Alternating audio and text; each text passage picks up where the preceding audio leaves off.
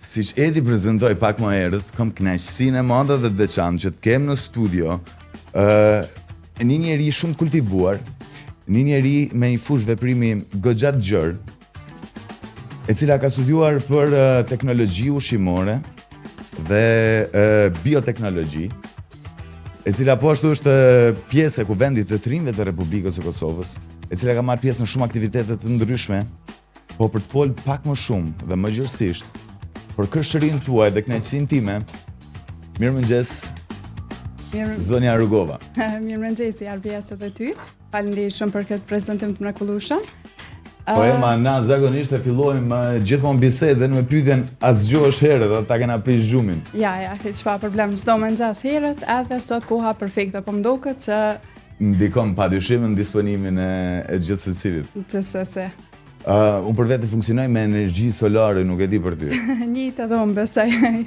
Atëherë po ema për të folë pak më gjërësisht rreth vetes për publikun tonë të gjerë, kisha pas dëshirë të bësh një prezantim mbi ato me çfarë merresh për këtij prezantimi të shkurtër që të bëna unë. Gjithsesi, përshëndetje pra edhe një herë për gjithë dëgjuesit dhe shikuesit. Unë jam Poema Rogova, kam diplomu për teknologji ushqimore dhe bioteknologji në Universitetin e Prishtinës. Për momentin jam duke u marrë me krijimin e trajnimeve për siguri ushqimore dhe praktikat e mira, sigurisht edhe menaxhimin edhe mbrojtjen nga rreziqet e tjera, të cilat janë mikrobiologjike, fizike dhe kimike. Përveç kësaj, do të thotë ku jam certifikuar nga ekspertja Manon Domer dhe AgroDev, merra edhe më shumë me fushën e politikës, jam nën kryetare e Kuvendit të Rive të Kosovës, gjithashtu edhe punojmë në disa programe politike me Council of Europe, pra Këshillin e Evropës. Po, ku momentalisht jemi duke punuar në projektin për trajnimin e trajnerëve për drejtësi deliberative, pra krijimin e asambleve civile në qytete të ndryshme të Kosovës. Edhe pse jemi duke has pak probleme, besoj se do t'i arrijmë edhe kemi mi bo më të mirën që na mujmë bo, duke përfaqësuar Kosovën. Përveç këtyre kam marrë pjesë edhe në trajnime të ndryshme, për momentin jo ma shumë e fokusuar tek pjesa e bujqësisë edhe e sigurisë ushqimore, ndërsa edhe trajnimet e tjera politike edhe të tjera sociale nuk i lëmanash. Domethënë fushë veprimtari goxha e gjerë, apo doli 24 orë në ditë?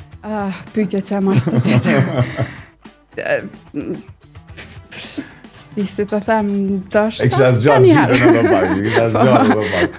Mi bo ditën 72 orë, i shkon perfekt. Po ma je licencu edhe si trajnere, dhe ke një lajm shumë të veçantë dhe me shumë interes për qytetarët e këtij vendi. A mundesh më na tregu më shumë rreth kësaj thirrje për trajnim? Po, mbas një trajnimi intensiv nga Manon Domer dhe nga AgroDev, në fund të certifikova si një trajnere me pikët maksimale. Tash e kemi një fond të i cili na dhurohet neve për mi kriju një trajnim. Trajnimin që unë kam kriju ka qenë i bazuar në sigurinë ushqimore, siç e thash më herët, edhe menaxhimin e rreziqeve kimike, biokimike dhe fizike. Edhe ti ke rajonin e Gjakovës si fushë operimi. Po, kemi shumë në rajone të ndryshme të Kosovës, por për shkak të transportit edhe për shkak të problemeve të shumta të sigurisë ushqimore që i hasi çdo ditë në qytetin e Gjakovës, kam vendosur që këtu kemi nevojë shumë për përmirësim, edhe besoj që Kombogjën e duhur duke e zgjedh vetëm qytetin e Gjakovës, duke pas pra një specifik ma të veçantë. Pajtohem plotësisht. Kush është i thirrur që të aplikoj për këtë trajnim? Po, i thirrur për më apliku në trajnim është çdo person, çdo individ, çdo operator i biznesit i cili mirret me ushqim, qoftë prodhimi, përpunimi apo edhe servirimi, gjithashtu edhe deponimi dhe transportimi. Çdo person i cili mirret me ushqim duhet të njohë gjithsesi dhe të jetë i certifikuar për njohjen e praktikave të mira ushqimore. Përveç kësaj, ai duhet me qenë gjithmonë i njohur për rreziqet të cilat mund të ndodhin, edhe nëse ndodhin, si ti kaloj ato rreziqe në mënyrën më të sigurt, duke mos pas asnjë sëmundje ushqimore ose ndonjë epidemi ose diçka më të madhe. Do më thënë gastronom, prodhues hajvari, suxhuku, djathi dhe bylmedi, e të tjera. Ky është një trajnim shumë interesant për të gjithë ju, nëse doni me zhvillu veten, paraqituni tek në Facebook, tek Poema Rogova, ose keni njoftimin edhe në Network Gjakova, ku mundeni mi plotësu formularin. Po Ema, cili është moduli i këtij trajnimi? Çfarë përfshihet në këtë trajnim? Çfarë do të mësojnë pjesëmarrësit? Spore sigurisht kemi më njoft më shumë se çka është siguria ushqimore, janë dy terme të ndryshme, siguria ushqimore, food safety apo safe food, domethënë janë dy terme të cilat duken të ngjashme, por janë krejtësisht të ndryshme. Do të njihen pra se cila është siguria ushqimore dhe çka dallon nga ushqimi i sigurt. Edhe do të vazhdojmë pastaj me njohjen më shumë të ligjit të Kosovës, se çka konsiderohet ushqim, çka konsiderohet operatori i biznesit. Pastaj do të vazhdojmë më shumë me njohjen e të gjitha agentëve mikrobik të cilat mund të prishin ushqimin ton. Do të vazhdojmë me 5 cilësa të sigurt të ushqimit të sigurt, edhe në fund do të kemi pjesën e trajnimit të personelit edhe të vizitorëve nga jashtë, që është një temë tepër e rëndësishme, sidomos tek ne që nuk respektohet fare. Pajtohem plotësisht. Si do t'i kontriboj kjo shoqërisë dhe ciklit ushqimor pas kësaj faze, pas këtij trajnimi? Pas certifikimit të sigurt i cili do të bëhet, besoj se jo vetëm do të rritet ndërgjegjja, edhe dija më shumë. Atëherë besoj se ushqimi i sigurt do të fillojë gjithmonë nga cikli i parë, nga hollka e parë ushqimit të sigurt e deri tek e fundit. Besojmë se do t'i gjejmë të gjitha mangësitë që i kemi edhe do t'i plotësojmë ato. Ushqimi ka më kon shumë i sigurt prej fillimit të prodhimit të tij e deri në fund tek përpunimi edhe tek shërbimi apo konsumimi. Si e shef ti si profesioniste e gjithë këtë ciklin e zinxhirit ushqimor, ku qëndrojmë ne si popull?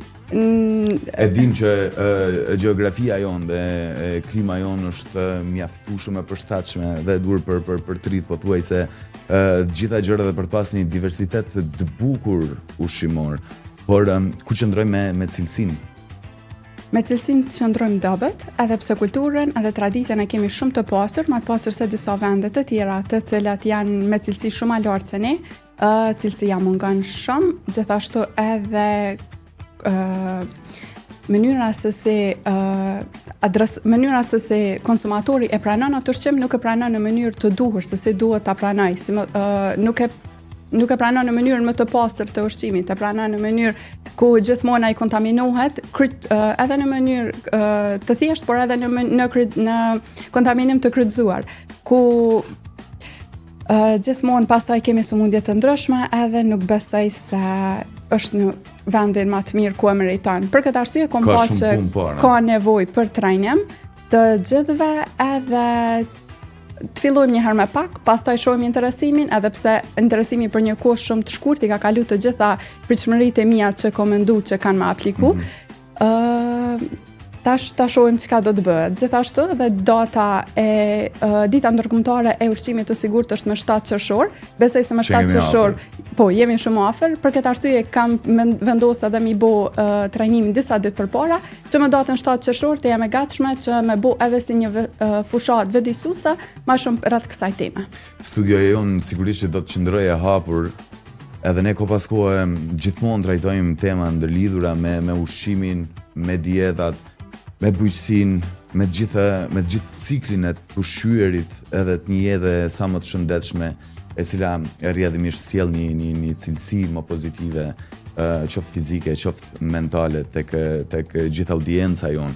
Andaj nëse kthehemi tek konsumatori i rëndomt, i zakonti i Kosovës, çfarë duhet ketë parasysh një qytetar kur del me bler shportën familjare? Sigurisht, së pari të jetë i fokusuar në ushqime të cilat janë të sigurta.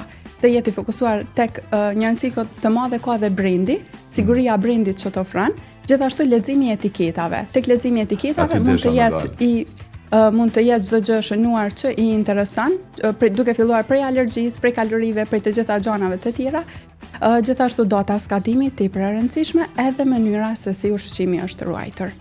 Besoj që të paktën skadencën e dim, po sa i përket etiketave, unë për vetë personalisht nuk është që i një mirë, dhe pse jam merakli i madh i ushqimit. Çfarë duhet ketë parasysh tek etiketat?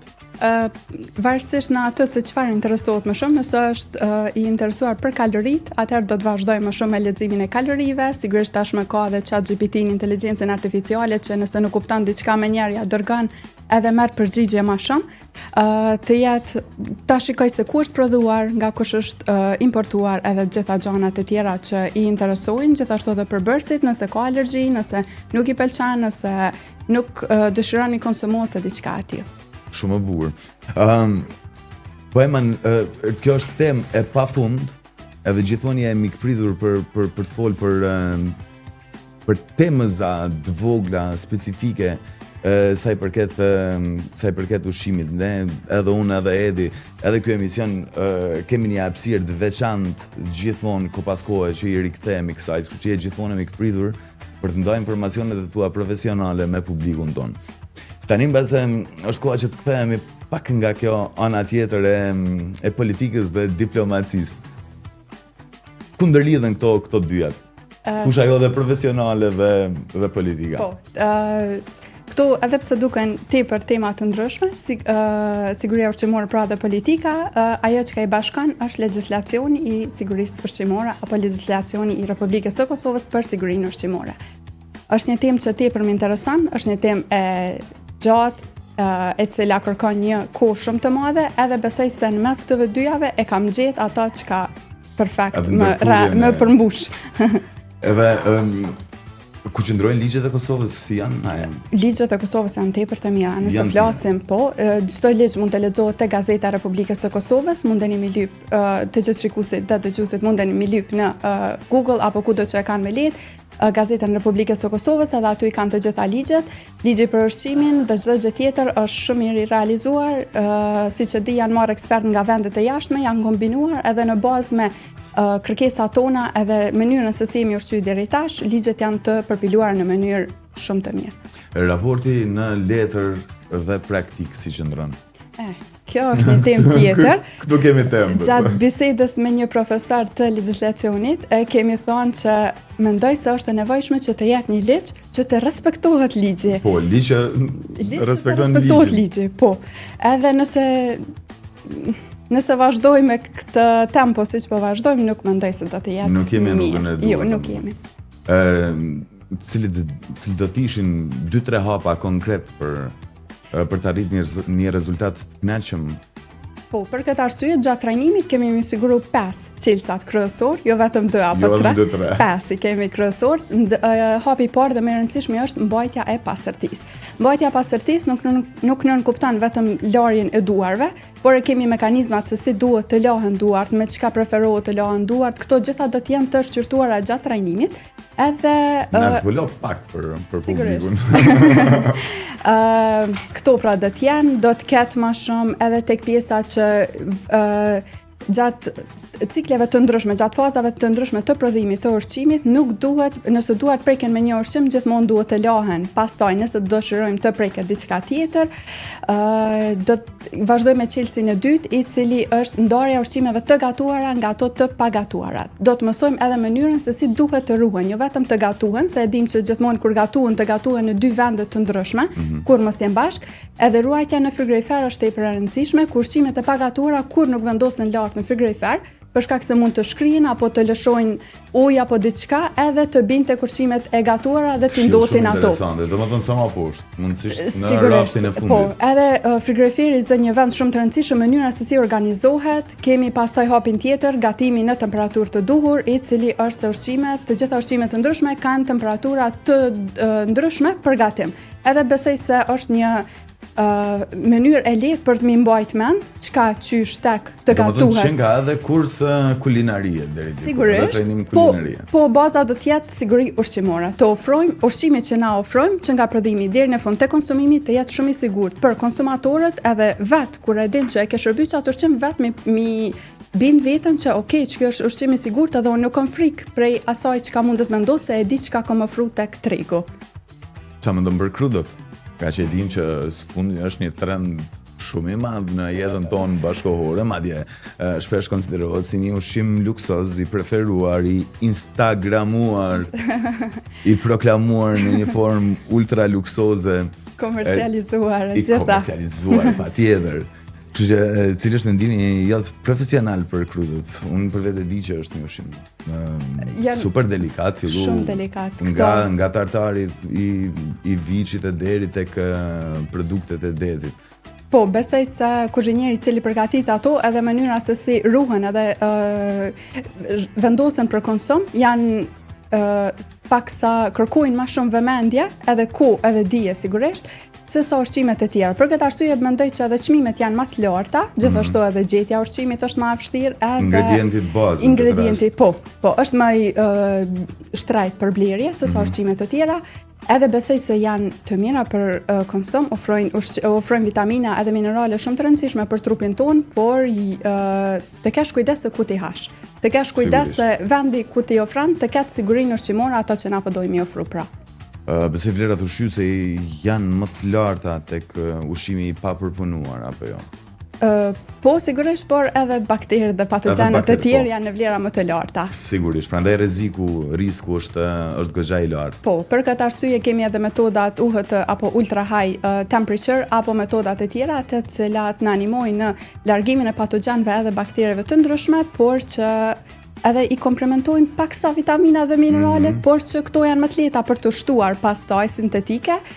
Dhe besoj se kjo bën një hap më të rëndësishëm në ruajtjen edhe sigurinë e ushqimit. Unë për vete personalisht jam fan i madh i ushqimeve të pagatuara, i krudës. Kam pas edhe një shok në Gjakov, i cili për një periudhë goxha të gjatë të konsiderueshme është ushqy vetëm raw food, ushqim i pagatuar, fillu që nga mishrat tek produktet e detit tek kështu me radhë.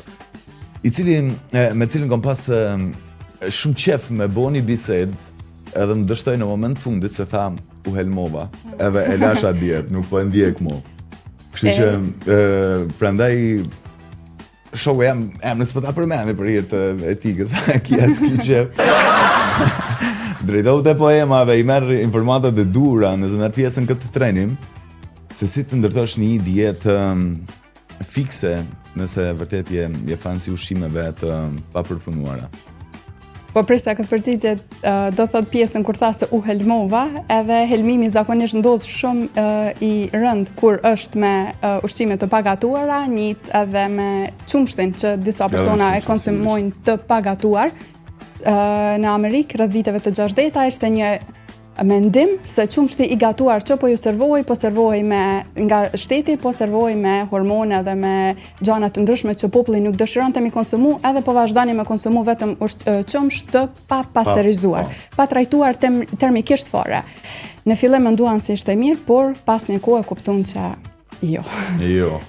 Solli shumë sëmundje të ndryshme edhe nuk ishte e sigurt ajo se çka ata po ofronin edhe se çka ata po mendonin, po i thyen të gjitha ligjet e shkencës ushqimore që sëmundjet në këtë rast janë vetëm helmuese apo ka edhe sëmundje kronike të cilat shkaktohen? Zakonisht janë helmuese, fillojnë prej për shembull nëse ndoten me patogjen, kemi me listeria, kemi me do thot bakteri të ndryshme të cilat ndoten, disa mund të gjenden vetëm në qumsht, disa në mish, edhe në vende të ndryshme nëse trajtohet mirë termikisht, siç e thash më herët, njëri ndër 5 çelësa që ishte gatimi në temperaturë të duhur, edhe ruhet mirë, organizohet mirë në frigorifer apo në vende të ruajtse, besoj se por do të jetë e sigurt se nuk do të kemi helmime apo sëmundje.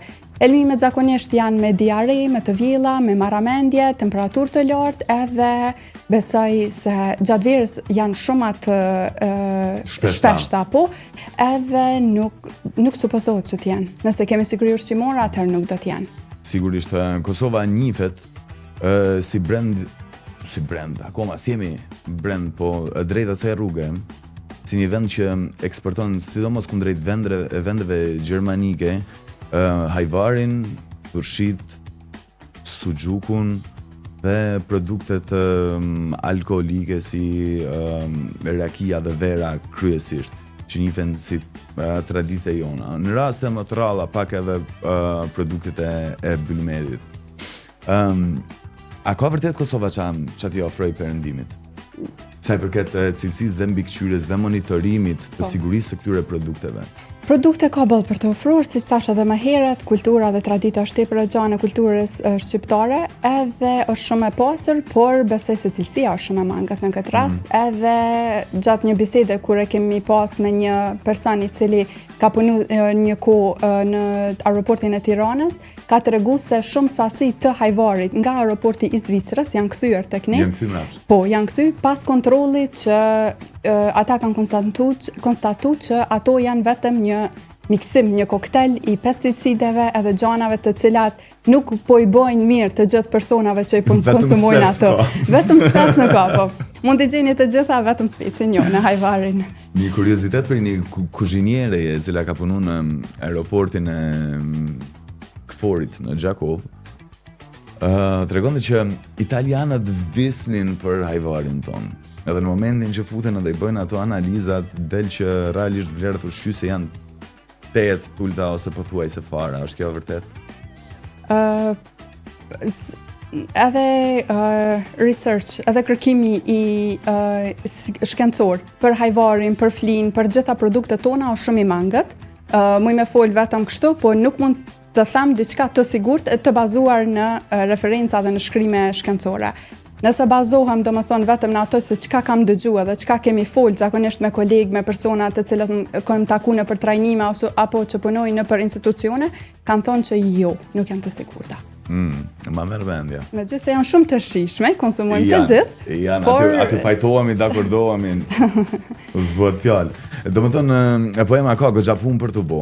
Ka goxha punë, po filloj me një hap të vogël me trajnimin ton, i cili mbahet tek zyrët e Bonevetit për të gjithë të interesuarve. Aty desha me dal. Po, fillan prej të hanës, kemi ndarë në 2 grupe. Grupi i parë janë në datat 26 dhe 27 maj, edhe grupi i dytë është nga data 28 edhe data 29 maj. Fillon prej orës 10 deri në ora 12. Do të thotë gjatë 2 orëve do të kemi trajnim intensiv për sigurinë ushqimore edhe për gjitha hapat të cilët janë të rëndësishëm në prodhim, përpunim edhe në konsum, pastaj deri tek dërgimi te konsumatori i fundit. Deri tani si është interesi i qytetarëve? Siç e thash edhe më herët, interesimi ka qenë tepër i lartë, i ka kaluar gjitha pritshmëritë e mia, nuk e kom prit se ka kaq shumë interes, megjithëse e kom ditë se ka shumë nevojë për një trajnim të tillë. Sigurisht, ajo është më së e qartë. Po, besoj se nuk do të jetë i fundit, do të vazhdojmë edhe me trajnime të tjera, pothuajse të ngjashme, edhe të jemi më targetues, edhe të ofrojmë trajnime edhe më të mira se sa që dhe mbi të gjitha vedije. Sigurisht. Ndërgjegjësimi është kryesorja. Po ema ke qenë edhe në shumë aktivitete tjera brenda dhe jashtë vendit. Nuk na ka ngel edhe shumë minuta sepse muhabeti po ecë shpejt, po për të mos i ngel bërë shikuesve dhe dëgjuesve tonë, a na tregon pak më gjërësisht për gjitha konferencat, trajnimet kombëtare, ndërkombëtare, ku ke marrë pjesë, si ka qenë, si ka ndikuar në zhvillimin tënd në karrierë dhe si individ? Kom pas shumë trajnime të ndryshme, mu mi veçu vetëm disa prej tyre, për shembull e kam trajnimin ku kam qenë ftuar nga Këshilli i Evropës në Budapest, tek qendra e të rinjve, ku kemi mbajtur trajnim rreth 7 ditor për më shumë për demokracinë edhe se si është duke ndikuar tek vendet tona. Pastaj ka vazhduar edhe me trajnimin në Leuven të Belgjikës, ku edhe ato e kemi pas pothuajse temin e njëjtë, zakonisht tema ka qenë demokracia edhe zhvillimi i shteteve për Youth Pass. Kjo është një temë tjetër që nëse do të jem ndonjëherë e ftuar do të flasim më shumë, se si Kosova ende nuk është e antarësuar në Youth Pass, edhe pse kemi qenë si prezantues të Kosovës, nuk kemi mujt as me votu as kur gjë, edhe në votimin online, vetëm e kemi pas si procedurë, çka është Youth Pass, çka garanton për të rinjët e të tjera, por që nuk kemi mujt as me votu as zëri jo në kërë që ka qenë shumë i ndëgjuar për mi vazhdu. Pastaj kam qenë edhe në trajnime tjera. A është kjo mangësi e jona si shtet? Apo është pak neglizhencë, apo nëse edhe mund ta quaj dozë racizmi politik kundrejt Kosovës? Jo, nuk e mendoj. Mendoj nashta veç ka qenë neglizhencë vogël që kalon vend për përmirësim që na me i bo këtë përmirësim. Kështu që është sfida jona që na kena me i bo antarësimin e Kosovës në Youth Pass. Edhe më pëlqen gjithmonë ideja që kritika me fillu nga vetja, po, dhe jo tek tjetri. Jo, tek tjetri. Besoj se nuk ka nevojë kërkand mi kritiku për diçka që nuk ka bo, kur është momenti që ti mi bo. Nëse ti mundesh mi bo, ti bane edhe nëse ato që dikush tjetër se ka bo. Sigurisht. Sa i përket pjesëmarrjes në këto trajnime dhe konferenca, a ka lehtësu punë ky liberalizimi i vizave dhe çfarë sfidash ke pas në të kaluarën? Sigurisht që ka lehtësu punë, sfidat që kemi pas më shumë ka qenë vetë liberalizimi, ku na kanë ftuar për konferenca të ndryshme, po për shkak të kohës së vogël apo shpenzimeve të vizës, kanë thonë që nuk mundemi mi mbulu ose kërkon shumë kohë, mundemi me të vendos në waiting list apo diçka të tillë, edhe nëse nuk kemi interesim tjetër, do të thirrim ty, do të shikojmë për viza, ka qenë domethënë një mangësi e jona. Gjithashtu edhe takimi me youth workers, punëtorë social të tjerë, do të thotë që punojnë për rininë e shteteve të ndryshme, ka qenë shumë e vlefshme për mua, besoj edhe për kuvendin, edhe për gjithë ata që jem taku, edhe i kom tregu se çfarë eksperienca edhe çka ofrojnë qendrat e të rinjve në vende të ndryshme të botës, që janë mangu tek ne. Si qëndron kuvendi i të rinjve të Kosovës sot në momentin që po flasim? Gjithmonë ka qëndruar shumë mirë, tashmë i kemi bërë zgjedhje të reja para një muaji, ku jam zgjedhur nën kryetare kuvendit të rinjve të Kosovës. Faleminderit shumë. Besoj se kemi shumë punë përpara për me bë. Partia kemi pas aktivitetin ton të parë, mbledhjen ton të parë zyrtare, si në kryetare ku kam qenë, tashmë do të vazhdojmë prej hanës me takime me politikanë të ndryshëm që kanë qenë, që janë tash, apo që edhe me zëra të tjerë, të cilët duhet të ndëgjohen, por që thjesht nuk janë të dëgjuar ende. Do t'ju japim hapësirën të gjithëve, edhe të gjithë të rinjve, jo vetëm hapësirën për me fol, por edhe hapësirën mund dëgju edhe zëri i tyre me pas vlerë dhe peshë në atë se çka e thojnë. Sigurisht s'kemi ku ikim edhe 2 pyetjeve të fundit për sot. Më popullorja, më zakonshmja, më zhurmuesja e periudhës fundit, po më intereson me ditë nga perspektiva rinore politike, si shef situatën momentale të kuvendit të Kosovës? Koment. No, koment. Besoj është të ndiku, nëse flas në aspektin e rinisë, sa kom pas takime të ndryshme me të rinj, në takimet e fundit që i kom pas, nuk qëndrojnë mirë, pasi që edhe fondacionet e ndryshme apo organizatat të cilat kanë fonde, për momentin nuk munden mi administrua ato fonde, për shkak se ju kemi probleme politike kështu, gjithashtu edhe në vendet e tjera lexojnë mesë të tjerë nga vendet e tjera më kanë shënuar se çka po ndodh me politikën në Kosovë, a është gjithçka sigurt, çka po bëhet. Kurioziteti shumë i lartë. Po, jo vetëm na që jemi shqetësuar, po janë të shqetësuar edhe të gjithë të tjerët që kanë mundësi mu kyç edhe janë të interesuar për mi lexuar lajmet. Ti dukesh je natyrë pozitive e njeriut. Jam. A shef rrugë zgjidhje? Gjithmonë ka rrugë zgjidhje nëse nuk e di. Jo. Po. E dam që s'du me të provoku. Po, kam edhe një pyetje shumë të lezetshme për fund para se ta mbyllim këtë bisedë. Nga gjithë këto vende, nga gjitha këto eksperienca, kthehemi tek titulli i emisionit. Këtu du i përgjigjet sinqert. S'na vjen keq asnjëonit, ama mirë këtu atje. Këtu do ta bëjmë na mirë. Do ta bëjmë. Nuk është mirë, po do ta bëjmë mirë na këtu. Po ema faleminderit shumë për këtë bashkëbisedim me shumë rëndësi, me shumë mesazhe dhe me shumë vlerë. Po ta them edhe një herë, do t'jemi të hapur edhe për aktivitetet e tjera, sot na shkoj me ushqim, po kemi shumë ça më fol, edhe publiku besoj që ka më pas kuriozitetin e vet sa i përket gjithë këtyre temave. Nuk kam lexuar edhe 2 mesazhe, mos t'i ngelëm borxh shikuesve dhe dëgjuesve tan mirëmëngjesi, na thotë Ganimete Gashi, i cilin ne përshëndesim shumë. Ma mirë këtu në Gjakov se atje në diaspor, thot. Po pajtohemi, edhe për mu jeta në Gjakov nuk ka të pagume. Duke ju falendëruar shumë që qëndruat me ne këto 2 orë të vlefshme të jetës tuaj, bashk shifemi nesër, ju uroj një fundjavë të bukur, një fundjavë të këndshme, nëse ke naj përshëndetje, naj urim për fundjavën. Vetëm dishta me ju falendëru juve të gjithve për gjithë përkrojnë edhe për minutat që mi keni dhonë në promovim, edhe i ftoj të gjithë të interesuarit me apliku në trajnimin e sigurisë ushqimore edhe shihemi të hanën apo të mërkurën varësisht për grupit tuaj. Fundjavë të këndshme.